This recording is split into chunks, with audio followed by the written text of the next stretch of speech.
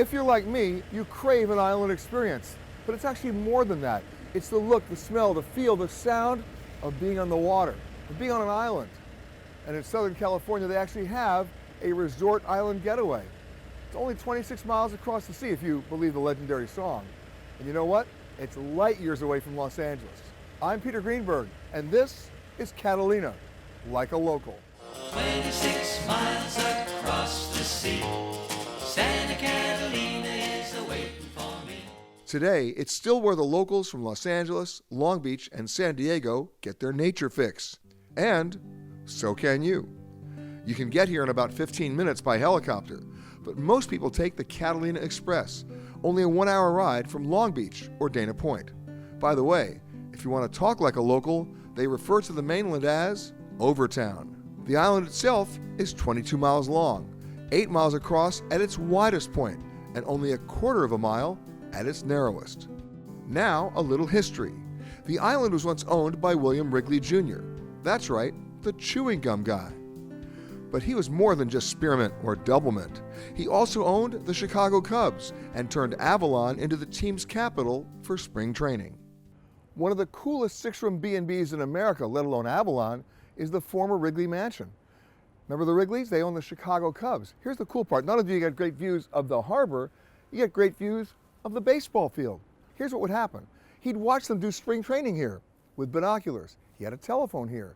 And if he didn't like what he saw, he'd pick up the phone. Mr. Wrigley would call the dugout and say, have the boys come up and see me. You know what that meant? They'd have to run all the way from there, all the way to up here. Talk about physically fit. It wasn't long before the Wrigleys turned what's now the capital city of Avalon into a small resort town. And in 1972, to protect Avalon and the rest of the island, the Wrigley family established the Santa Catalina Island Conservancy.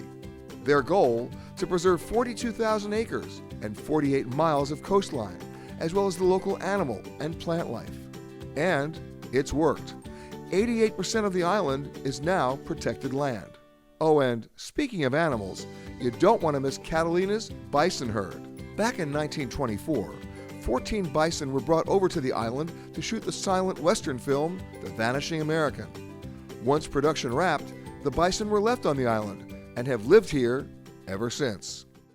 Now, you know what I really like about Catalina? Look around, you're not going to see many cars. Only residents can have them, and even then, it's a 14-year waiting period. So what do? You bike, you walk, or it's golf cart.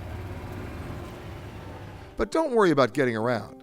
Downtown Avalon is only 1 square mile.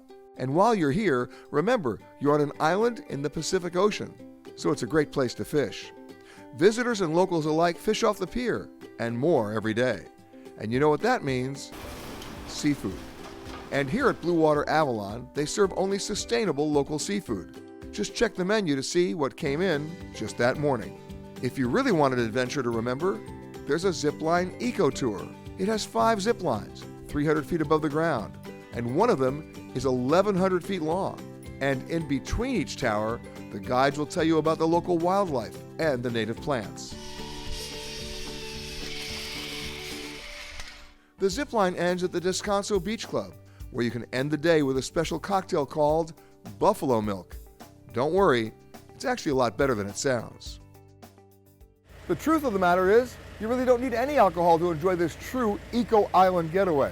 Oh, and just to be clear, it's not 26 miles across the sea, it's only 22. I'm Peter Greenberg, and this has been Catalina, like a local.